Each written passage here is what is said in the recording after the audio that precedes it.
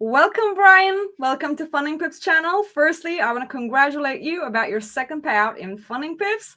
Before we start, can you tell a little bit about yourself? Yeah, so I'm Brian Johnson. I am 33 years old. I am from Ohio in the U.S. I currently right now my current job I'm a full-time pharmaceutical rep. So that's my day to day. I can basically create my own schedule, so it does leave a little bit more open availability whenever it comes to trading, obviously, so I can do both at the same time. But I guess you could say I've been trading now for about 2 years. So I'm very still fresh, but I'm very much, I went to school actually for trading. So I went to school for financial mathematics, which was my bachelor's degree. And then I was supposed to go into a master's in financial engineering, which basically is either, depending on the university, it's a 2 or 4 year degree.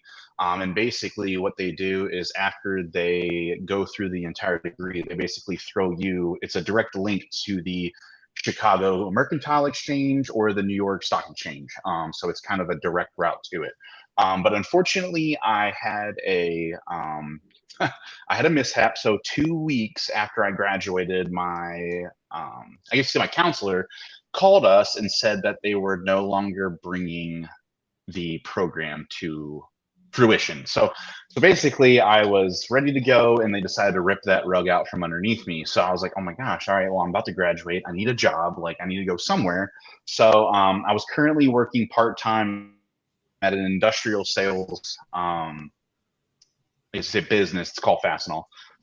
So I got into sales. I did extremely well, kind of ramped up from there. So I never really got back into the whole trading aspect because I learned everything academically. It just was never an applied afterwards. I knew all of the macro, microeconomics, kind of the basis behind it, but never the actual application.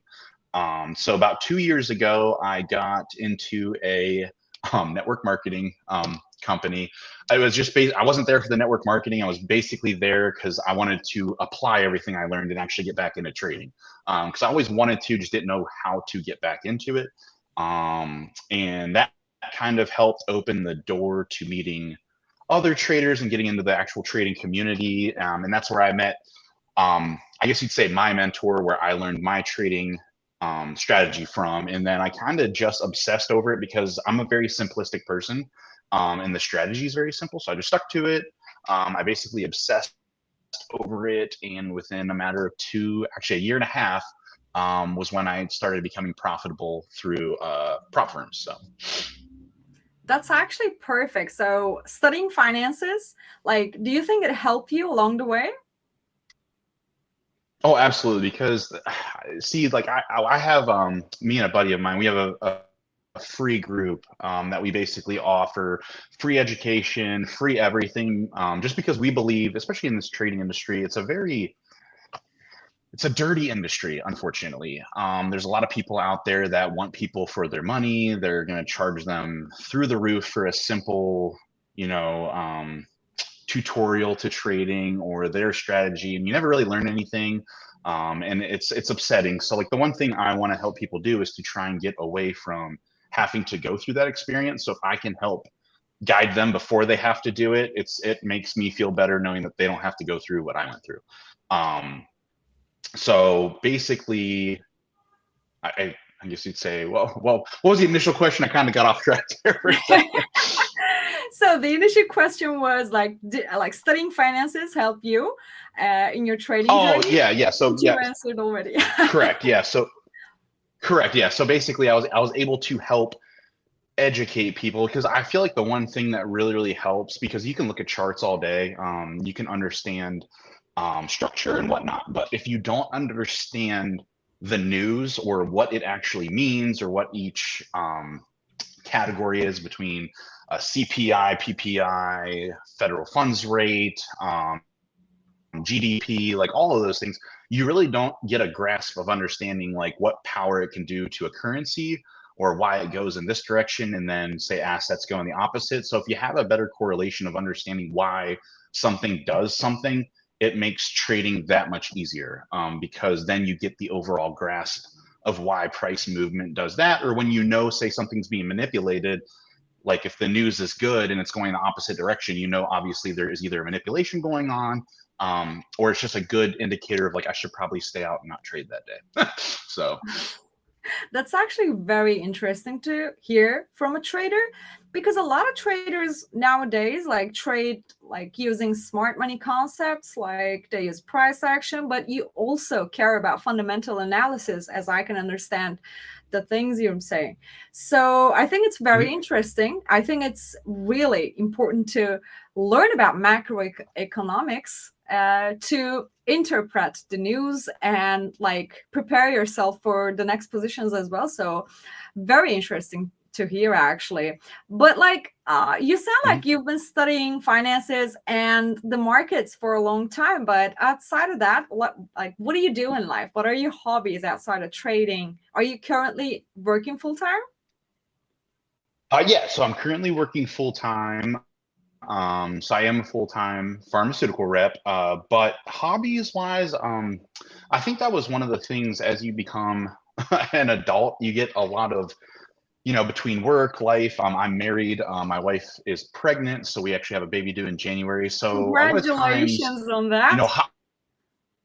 thank you, thank you. Yep, no, so that'll be our first, so we're super excited. But a lot of times that's the thing. It's like hobbies change. Like I do like playing video games every once in a while. It helps me disconnect from reality, but I haven't got to play very often just because I've been so busy.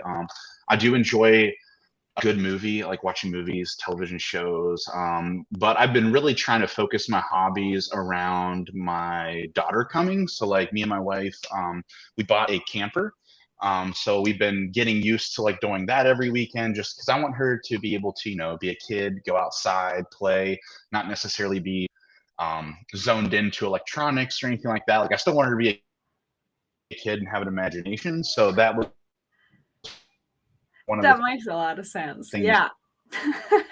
So, Bryan, what motivated you to start trading? What was your first goal? What did you imagine? What did you dream of? And where are you in that dream now?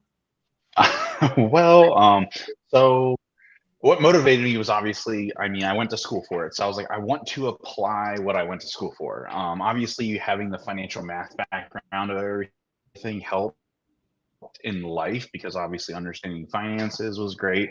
But, it was that little bit of what I didn't get to finish that was kind of eking at me. So when I actually got the opportunity, that was my biggest motivator, was to finally make it all come full circle. So in the beginning, I don't think I really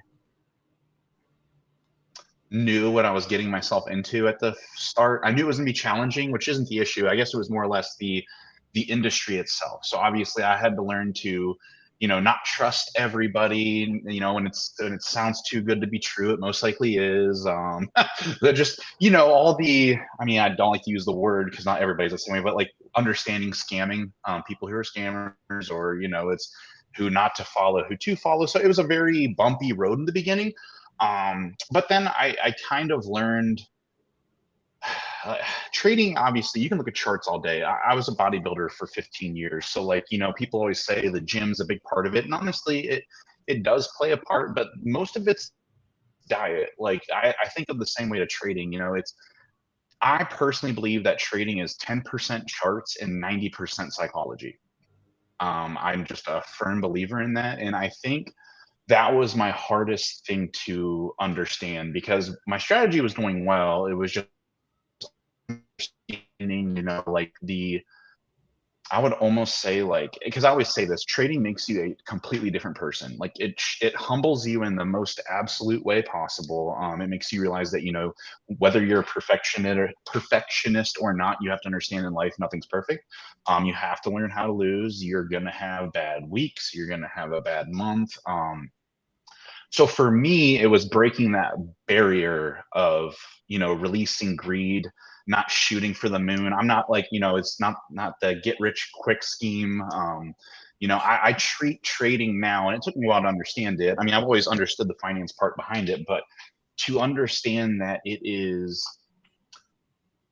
It's not what gurus hype it up to be. When I say that, I mean, it's not all about the Lambos. It's not about the watches. Professional traders and institutions are very professional people. They're businessmen. They're not saying kids are bad, but they're not on Instagram or, whatever, or Twitter, trying to show off all the nice things when really it's another form of money that can help you become financially free. So like my goals now is, and I'm strict on this. Well, usually if I hit a good trade, I'll let it go a little bit longer, but I will have a strict 2% goal per funded account. I don't try not to go above. It gives me a humble place to start because 2%, isn't necessarily amazingly good, but it's consistent. But let alone 2%, long-term investing is what trading is. So it's the long-term approach. So I were if I were to hit 2% a payout, every prop firm usually is 2 weeks. That's 4% a month. 4% times 12. That's 48 grand. That's 48 grand I never had. But to some people, they're looking to make 48 grand a payout when that's just not. It's not feasible. It's not reality. And I try to, approach trading very realistic. I love my job, so I enjoy working. So I want to keep working. So I use this basically as another form of retirement or a savings account, or to get rid of all of my debt, pay off my house. Just it. You have to treat it like a paycheck. Prop firms. The reason why you are I guess you'd say a contract rep for them is it is a paycheck. There's a reason why they make you wait a week or 2 weeks to take a payout. So I treat it like a paycheck. That's why I always set myself to a certain amount. I don't overtrade. I don't overstress it, and it also makes it makes you feel good because when you can hit something that's easily attainable and you hit it consistently, it builds your confidence. It builds your psychology. So I very much I'm an old soul when it comes to trading, so I look at it more from the business standpoint, less of the new age standpoint of it. So that's who I am, my personality. So I mean, like psychology and keeping a stable mentality is crucial in trading, obviously. But like hearing you, I think about like this person has it all figured out. And absolutely, like you sound like I you have don't. I try maintained. to, but Yeah, like you sound like you maintain a calm and disciplined mindset. How do you keep your emotions in check while trading? Like, how did you come to this, and how did it happen? Like, do you think like it being a was. bodybuilder for so many years like have taught you a lot about discipline, and then you started trading, and now discipline is just too easy for you? I wouldn't say that because let's be real, we're all humans. We all make mistakes. Rules, I always say this, whether it's you want to believe it or not, rules are always made to be broken, whether you stick to them all the time or not. So, like I will break a rule every once in a while, or I'll try something out because we're all human. But it truly is with bodybuilding, it's a little different, just because it's not necessarily financially incentivizing. It's more or less just a personal growth of yourself. Pushing yourself to a limit, being disciplined. Now, when it comes to trading, that's when the money comes in, and I always believe you have to have a healthy relationship with money if you're wanting to trade. I am a firm believer in that. I feel like a lot of people out there use it as this is my last hope. Like, this is my everything. Like, I'm willing to throw my life savings into it, hoping that it's going to be my saving grace. It's not the lottery. The more you need it, the worse you trade. Personally, that's just me. Like, when you think that I need to make this payout, I need to make this 8%, I got to. When you're forced to do so, your psychology is completely thrown off, and you lose every time. So for me, the reason why I like working is because I'll always have a steady income. I'll never have to feel like, oh my gosh, I need to hit this. I have to hit this. It's more like if I hit it this week, great. If I don't, I always have next week. You know what I mean? Like, I'm not losing anything that's going to take away from, providing for my family. So that pulls a lot of stress off of you. So that, I think a lot of it was learning to lose. That was the hardest part because, everybody wants to win. and knowing that if I don't hit this trade, nothing in my life changes. You know what I Yeah. mean? Like everything still stays the same. You know, my day to day still stays the same. So if I win or lose, winning's obviously always great because it helps. But if I lose, it's like, okay, like I always, like I still have another one. I still have another trade. Like I only trade 1% each trade. That's the risk management that I follow. So I'm only risking 1%.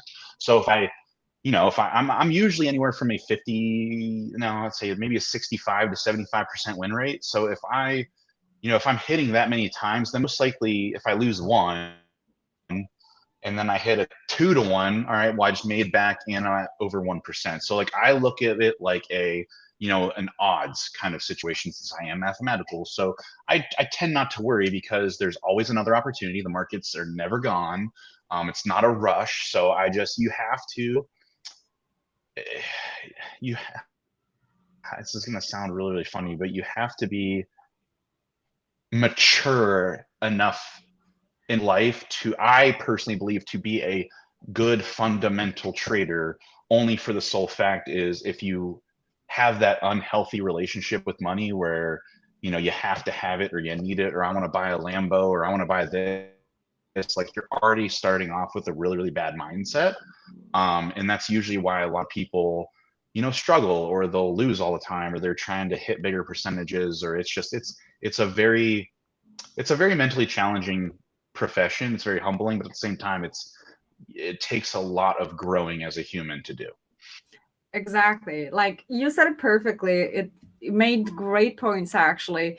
I think trading is all about like psychology, a little bit of informational Mhm. background, I guess, and learning how to gracefully lose something, which is crucial in trading because how you approach the trades in which you lose actually determines your next moves in the market. So it's kind of important. Like, this is your second payout in funding pips. This is your first payout, 1,200, and this is your second payout, $2,772, which are, I think, Mhm. great. Congratulations on them. But what I wonder is, how did you start trading prop firms? Did you trade your own private equity before? On when did you start trading prop firms? So I started trading prop firms pretty much, I'd say maybe about a year ago. So about halfway into my trading journey, or like sorry, about like half of my first year into my trading journey, I started, and you know, I realized I didn't have the psychology for it. It was, you know, it's very stressful to have a time limit, have to be in a certain, you know, like the more rules there are, it makes it harder psychologically because you feel like you're on a deadline. You feel like 30 days isn't enough time. You feel like, you know, 5% maybe not that much, but it actually is a lot. Like, you know, like when you first start, you really don't understand what the parameters actually are and what they could actually mean, because 30 days is a ton of time. It is a lot of time, but people, you know, when there's money involved and there's incentive involved, you will try to rush it. It's normal. That's human nature. It's like we live in a life of Amazon where it takes 1 to 2 days to get something. It's just, you know what I mean? Like we're Exactly. not willing to be patient. We're not willing to wait. So I had to step away. So I traded my own private equity. And because obviously there's no rules, you know, you could risk whatever percentage you want to.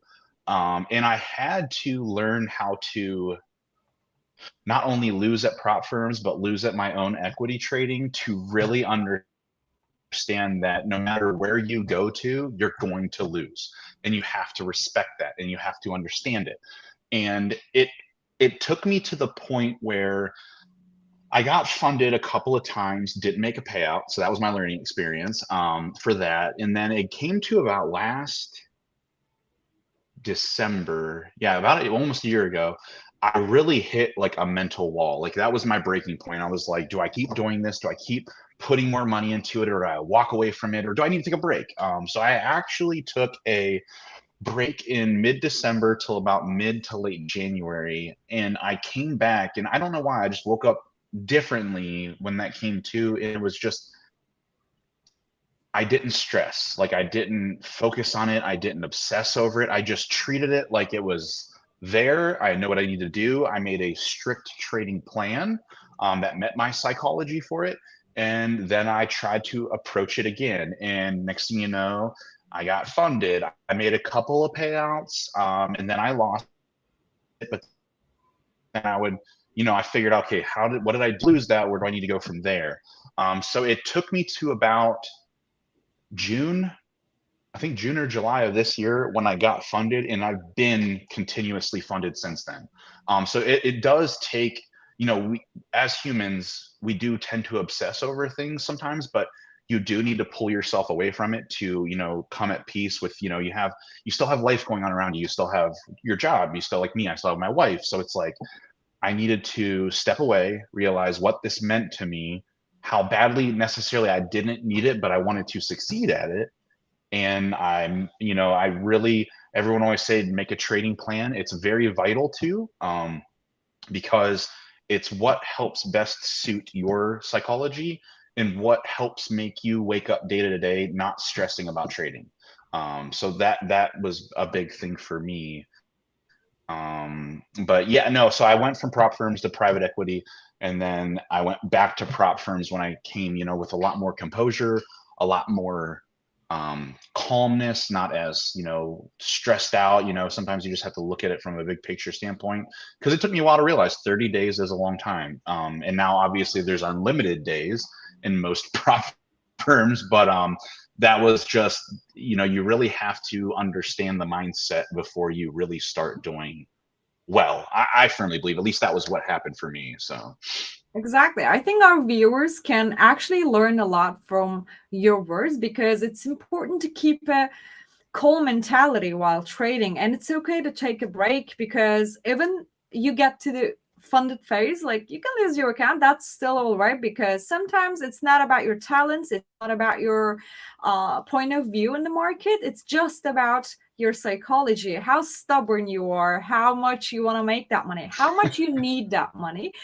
These are kind of important, which are already the things you said about approaching the markets. Like you stop at 2%, which is, I think, pretty nice, given that you set yourselves limits, which is amazing in trading, because it actually provides you a consistent path, which actually allowed you to be consistent for 4 months since June, you said, which is quite great, actually.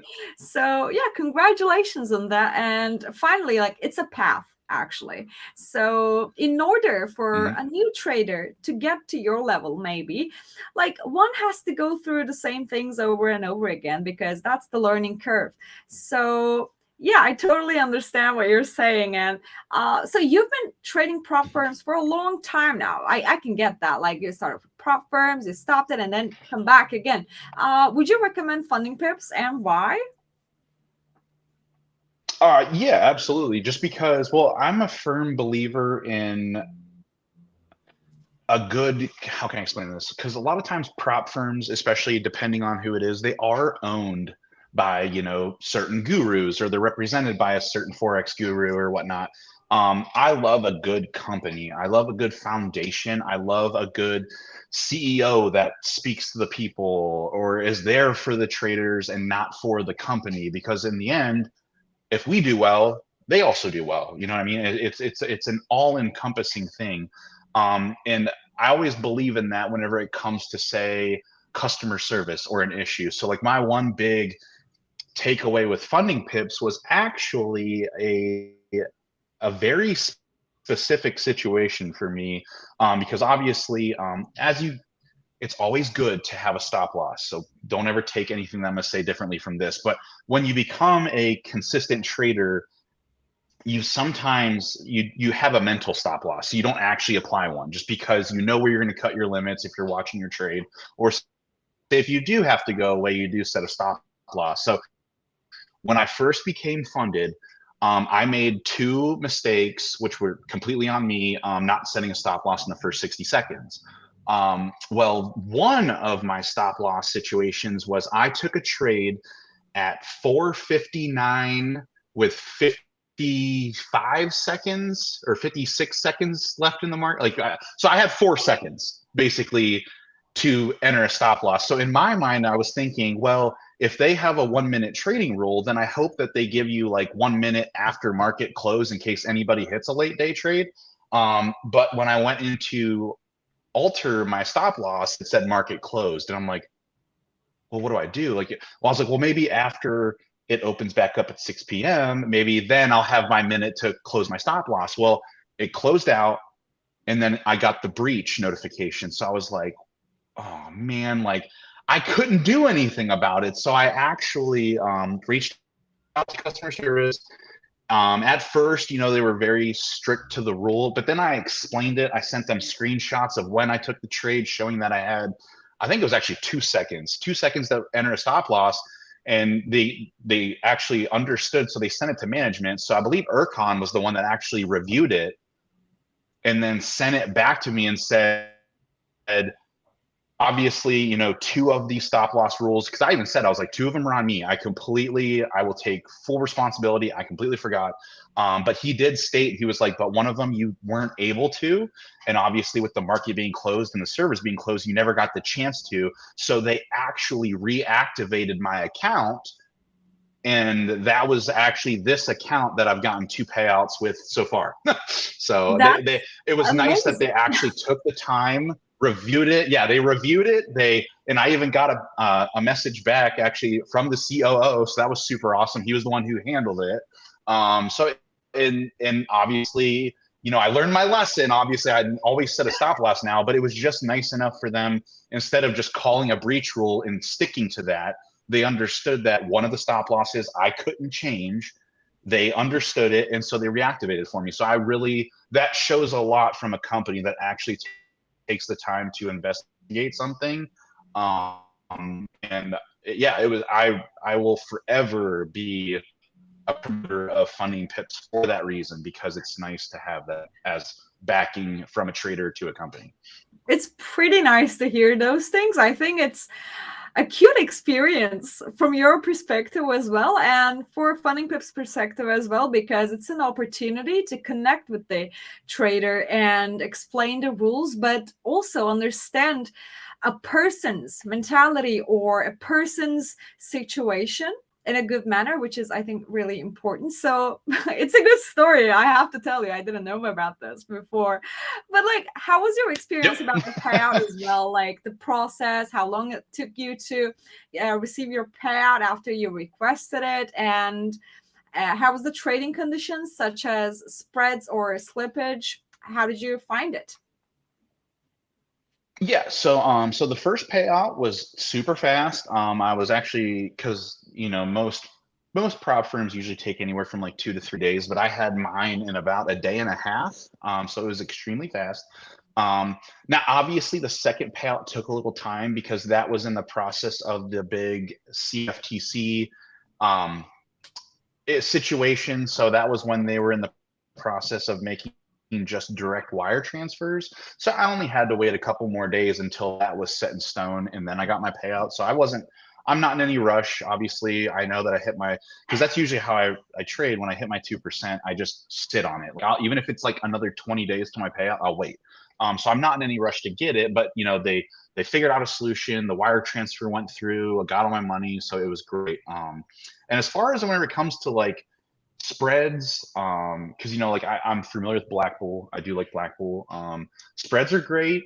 Executions are great. I know a lot of people really hyper focus on those. Like that I try to disconnect that from my psychology, because the more you focus on if you execute it and you're like half a pip off, everyone's like, oh my gosh, like this is terrible. It's like, well, you're already setting a negative mindset, so you're probably gonna lose regardless because you're overthinking it now. So, and I never usually have to worry about slippage, only because I don't trade news. I completely stay away from red folder news unless I'm already in a trade, say prior, like maybe from the prior day that I'm looking to swing, and market structure still following, and obviously the fundamentals look good. But other than that, I'll never take a pre-market trade where I got to worry about, setting a 20 pip stop loss and the news knocks me back 30. So I never usually have to worry about those. But I mean, other than that, I mean, like the execution's been great. Spreads are perfectly fine. But like I said, those kinds of things I never try to like really dive into, because the more you do, the more you psych yourself out, or the more it's just, if there's one thing I've learned about this industry, there's always someone or something to complain about. And those are usually the people that always lose because they're always complaining. So I just try to have a positive mindset and try not to let the little things bother me. So That's exactly what I was going to say, because you seem to find a silver lining in all events. Like, obviously, your second payout, which was on the 17th of September, that was a hard time actually in the prop firm industry, with Deal removing its services from prop firms, which was, but still, like, Funding Pips managed to handle the situation quite fast actually, and provided all the payouts in such a short time, in a few days actually, which like the whole situation was handled, I think, in like 48 hours or something, which is quite nice, because I know a few prop firms are still handling the payouts from deal as well. So but I'm glad that you finally got what you requested. And your mentality, I think it's quite important that you are not in a rush, like you are in a calm mindset. The mentality is going in a straight line, I guess, and it must be hard to get that level actually, but still, like, you have experience, which is quite nice. You have told us so much actually about your psychology, how you approach the markets psychologically.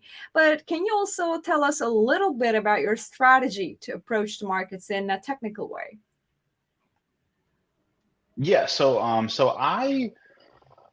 the nice thing about my strategy is it's very visual. And when I say visual, I'm looking for key things, like actually like candle formations or shapes like in the market, because so obviously as a fundamental person, I try to think institutionally.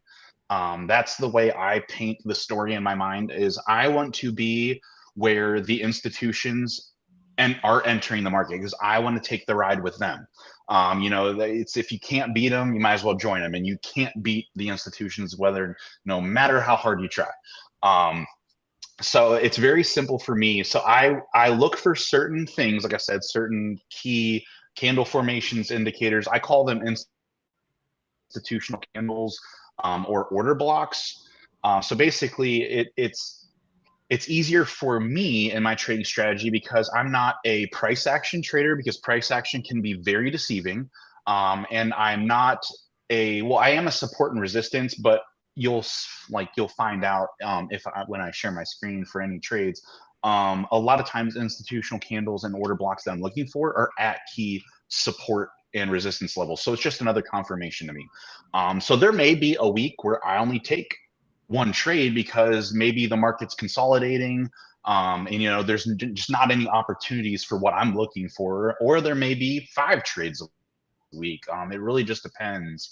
But I'm very patient in that fact, because it's very simple for me to make 2% from one trade. So if I get one trade for the week, well, there's my payout. I don't have to trade anymore. It's really simple. It's very nice. It's extremely less stressful. That way I'm not always hyper focused, constantly looking at the market, constantly looking at the charts, looking at every pair. It's just, that can get very exhausting and mind numbing. So it's easier for me to find that one trade that to me is like an 85% or higher win, like a possibility of a win. I'll take it if I hit it. That's my week. It's done for the week. And then I'll move on to my next account. That's one of my streamlining processes. Is right now I am 400,000 funded, 300 with you guys, 100 with TFT. But that's literally what I do. And I work on each account individually. I'll hit 2% on one and I'll leave it alone. And then I'll work on another one and I'll shoot for 2%. And the reason why I do that, because a lot of people will always ask, like, why don't you copy trade? Well, I don't. It's simpler, but at the same point, what happens when you have a bad week? Do you want to have all 4 accounts down with the same amount, or do you just want one account down where you have the other one still at break even? So like that, I think of it as that way is simpler, because I would rather have multiple baskets with multiple eggs than all my eggs in one basket. Just because I would never want to lose that, and when I lose it, that's everything to me. So I like having each individual 100K accounts compared to having a 200 or a 400. It just, for my psychology, it makes it a whole lot easier knowing that I'm making a little from an even account compared to 2% from a large account. So that actually makes a lot of sense. But before we continue with you sharing the screen, I want to ask you, if you got funded for at least like $1 million, would you consider using trade copier, like or merging your accounts? Because I know that you want to work on your accounts separately, but let's say that you got like 1 million prop firm capital. That way you would be having too much accounts to trade individually. Maybe takes time or takes months to combine your payouts. Yep. So that's a future process in my mind, because that hasn't came to me yet, but it actually is slowly approaching. I feel 3 to 4 accounts to me is what I feel manageable enough within, like, say, a payout to payout period. I find it easy to maybe make that happen. So obviously, if I continue to, say, like you said, get into the 1 millions, then I would think about maybe combining into 200-300K accounts, and then say 200,000 accounts. That way, it's still 4 accounts. They're bigger, but it's not all one big one. So that would be when I'd probably condense down, make some, minorly larger accounts, but I'd still like to have at least 3 to 4 at all times, just for that sole purpose. So that actually makes a lot of sense. That's what I was thinking, because if you're using the same prop and is funded for like a couple hundred, let's say that you have a 1K account, like 5K account, and then you have a 100K account, you can combine them together once you get to the funded phase, which is, I think, quite nice. Maybe you get once you combine your capitals, like in $1 million prop firm capital, maybe you want to merge your accounts and trade that way. That's also all right. Can we also see a couple of the trades you took while getting your profit share this week? And before that, can we see your trades? Yeah, well, I mean, I personally, I won't. Like I said, everyone can laugh. I don't trade from TradingView. So I literally do all of my markups, all of my trading from my cell phone, from MetaTrader. It's just easier for me because as a sales rep, I'm always out on the road. So instead of going even from TradingView's mobile back to MetaTrader, it's just easier to do it all from one screen. But what I can do is I can share a trade that I'm actually currently looking at, just to give you an idea of kind of what I look for in the market. I think our viewers would love that. Let's do it. Perfect. All right. So like I said, I look for institutional candles, order blocks, or no, sorry, I was just describing as I was pulling it up. Okay. Let's see your screen first, and then here's Euro. All right, so here's Euro GBP. So basically, okay, so long story short, let me expand this out. Okay, there we go. So I trade all major and minor Forex pairs because in Forex, my strategy works for all pairs. So it's very simple for me to look elsewhere if a pair is consolidating, so that way I'm not completely obsessing over one pair, because I always say, if it's good to learn one pair, but at the same time, if that pair is stuck in the market like this on the 4 hour, you're just playing a ranging motion and you don't know where the breakout's going to be. So I like keeping multiple pairs wide open. So this is one trade I'm actually looking at right now. So with my strategy, I always set a 20 pip stop loss, and that's with all Forex pairs, whether that's GJ or EG or whatever it is. And a 60 pip take profit, just as a 3-to-1 if it can make it. I will kind of look to that as my max. But here's what I look for. So when I said I look for institutional candles, here is a perfectly good example of one. So basically, it is when I think of it, how I said I think institutionally is whenever a big move happens in the market, I think of an institution being the one to make that move. Like they're the big money makers throwing billions of dollars into it, making the whole market shift. So this little, obviously we're in the ranging motion, but this little bullish candle to this big bearish, that to me, which I count this green candle as an institutional candle. And the reason why is because I believe that inside this candle, somebody came in, just took absolute control over the market and just shoved it straight down, and obviously kept it down, because nothing came back even close to this candle to mitigate it, just to clean up price. So right now, if you look, and that's just on the 4 hours. So I start from the weekly, monthly, because I use the 8, 20, and 50 and 200 smooth moving averages. I use them for just a follow price. I use them for other, I guess you'd say, what's the word I'm looking for? Confluences, for like an entry. So if an SMA is sitting at an entry as well to help bounce my entry, that to me is a confluence. But basically, so on the 4 hour, this is a perfect one. So now if I look to the right, she came close to being touched here, but she never actually broke above to break into that candle, because I 50%, that's just the way I mark it up. And I will go all the way down to the 1 hour, the 30-minute, and the 15 and 5, because a lot of times in this 4 hour candle, just to give you an idea, it is a smaller, either institutional candle or, and I can show you guys what an order block is as well. There we go. So like right here, okay, so right here is a perfectly good doji. I also count dojis as institutional candles because like an evening star, morning star, they're big reversal points. So someone came in here, looked like we were on a bullish movement, just decided to psych out the market and send it back down. So what I'll actually do is I would move this up to here, and then so on and so forth as I'd go down. And then just to give, because I said order block, to give everybody a good understanding of what an order block is a, right here. So I call it a disruption candle. So when a market, say like here, is on a bullish push, and then she kind of comes down, she's coming back down to what looks like some support here. So this right here, and I'll expand it out, I consider an order block. So it is down. So we're thinking like, obviously this is a little bit of a pure previous resistance. So it looks like it might be support.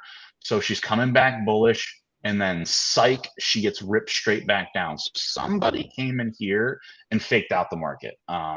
So I would also take trades off of these where I would like set array and put at the 50. Obviously, there are tons of institutional candles and order blocks in the market. I always look for ones that are sitting at the most liquidity, sitting above. So obviously the one that I took over here, I mean, everything above here, a lot of wicks, a lot of liquidity sitting above this right here, and it hasn't been taken out yet. So that's why I have a feeling when she gets up to here, especially after Euro GBP making this giant climb, I would expect somewhat of a pullback here, just to clean up price as she's came back up. So that's basically like a long, short version of kind of what I look for and how I trade in the market. That's actually pretty nice point of view, because I realized that you use a couple of indicators, which most traders would argue that using indicators won't work, but you actually prove them wrong right now, because it can help actually, using indicators, which helps you as well. This is your second pap in funding pips, and also you are funded with another prop firms as well. So I think it's quite nice. So it's going nice for you. I understand that you want to use your trading strategy in a simple way. Actually, you actually determine order blocks, you determine key support and resistance levels, and obviously liquidity levels. But listening to you, I have a question which may be personal.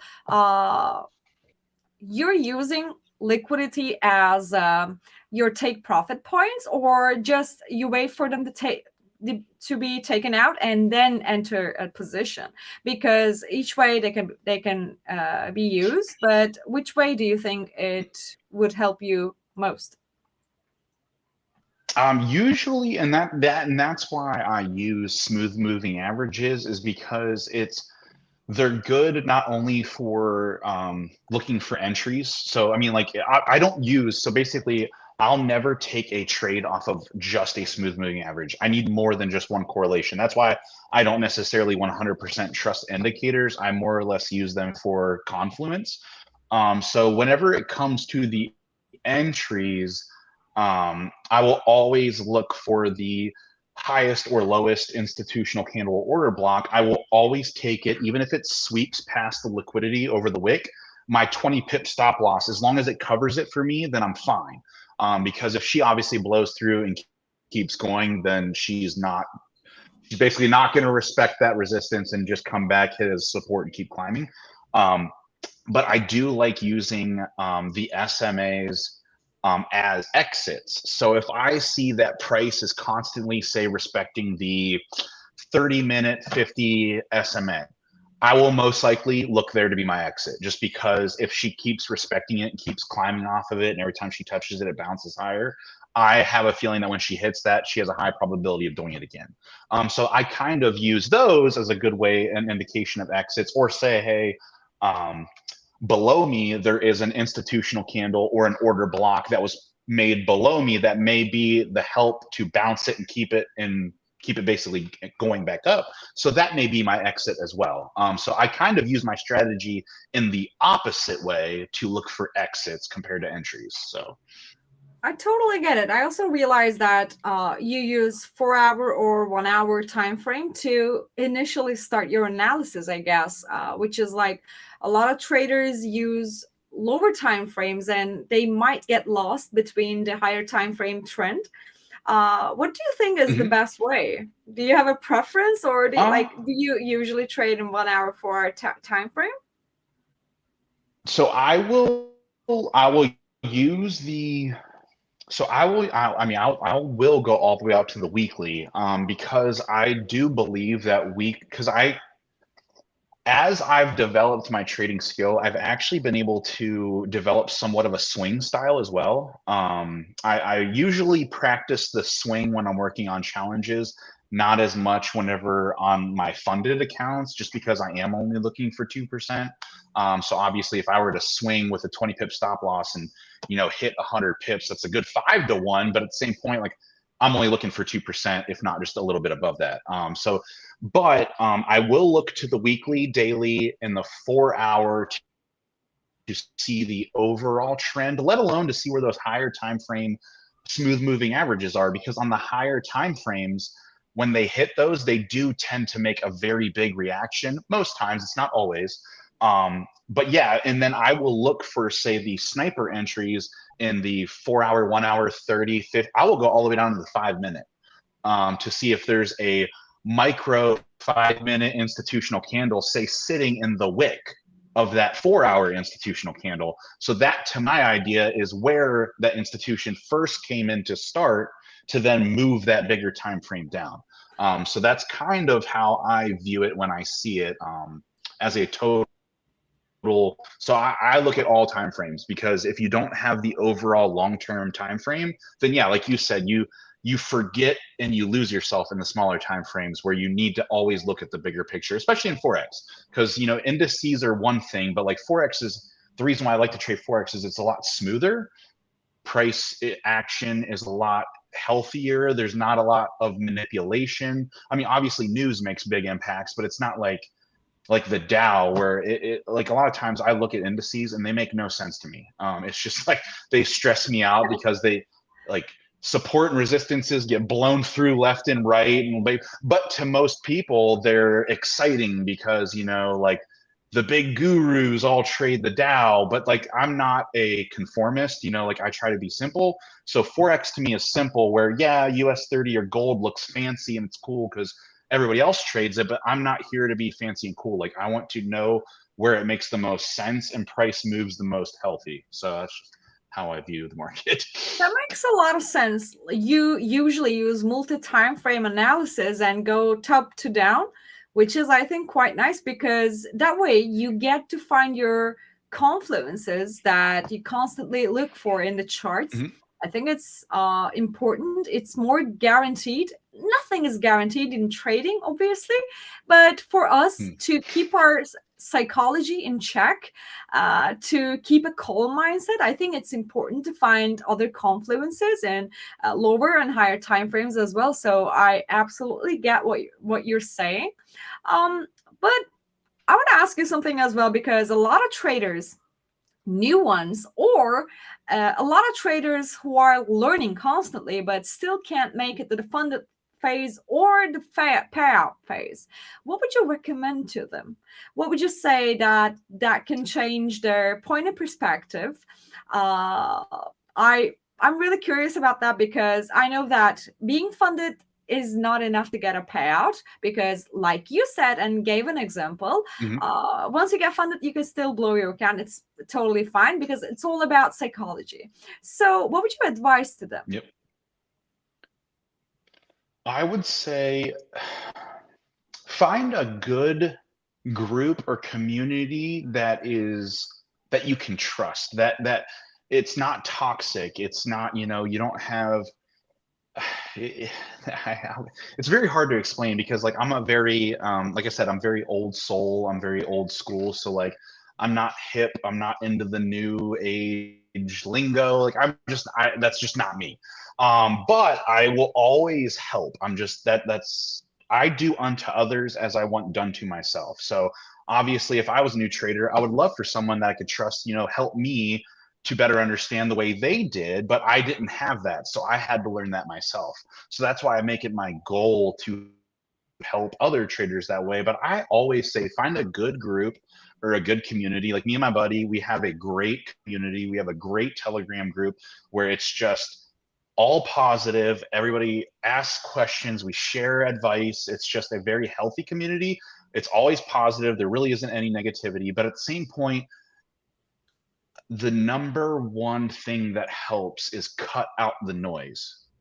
And when I say that, don't follow every guru you see. Don't get into every Discord, Telegram community out there as possible. Having signals is also good, but the one thing that can hurt you is if you rely, say, on a bunch of signal, say Telegrams or Discords, it gets very controversial in your mind because say you're in a trade and say another guru out there sends the opposite, and now you're overthinking like, oh my gosh, like if he sent that out, it's probably going to go the opposite direction because what do I know, I'm just an amateur. When hey, maybe your analysis looks different than theirs, and say yours wins and theirs loses, but you switched the last minute because in your mind you see this over here. So that I always say the less noise and the less chatter, so the less things you see on Instagram, the less Lambos or the next guru fighting another guru and watching all the drama. Focus on trading. That is what this is about. It's not about the hype, it's not about all the money and the living an exotic life and living over here. It's about becoming financially free. So if you follow a certain lifestyle and a certain mentality and it's healthy, stick with that. Like, don't lose yourself. A lot of people lose themselves in this industry, and they kind of forget who they are, or they become a totally different person. And sometimes it's not in a good way because money does instill greed. So the minute you become funded, then say you're like, oh, I'm going to start my own trading courses and I'm going to do my own signals group and I'm just going to make a ton of money off of people, which a lot of people do that, where they take their money from all their constant monthly subscriptions and they use that money to trade with compared to actually making money in the market. Like, that is my firm belief in trading. I personally believe we are all on the same team. So we all should be helping each other, because if you're a good trader, you should never have to take a dime from another person because you make all your money in the markets. Like, that is what we do. We are here to take on the markets, not each other. So in my eyes, that's why I do everything, and my buddy as well, we do everything for free because we make our money from working hard. We make our money from the markets. We don't need to make money from other people because those people are just like us. They're trying to make it somewhere in life and learn it the healthy, respectful way with a good mentality, a good positivity. So like that's kind of what I like to bring into it. So if you as a new trader can find that, stick to it and never leave it, because if you get too sucked into it, it can really just, I mean, I've seen some great people in the trading industry and just they're not the same anymore. And it's sad because it really can make or break you as a human, whether people believe it or not. So that would be my advice. I actually understand your advice because anything you share today has everything to do with psychology in trading. Obviously, that's a point that you care a lot. I understand from the things you say. Mhm. And I also believe that psychology is the most important thing in trading. So I can relate everything you just said. And I'm sure our viewers are also feel related to your words as well. Thank you, Bryan, for seeing us today. Thank you for sharing your story. It's been a pleasure having you here. It's been a pleasure to hear from your experience. And we hope you follow your dreams as well to be funded maybe $1 million or, but let me tell you, don't stop there, I guess. But you're halfway there almost, so congratulate you. I really think that it's really important to keep that consistency in check. So yeah, congratulations and thank you for sharing your story with us. Well, thank you for having me. I really appreciate it. Me too. Goodbye, Bryan.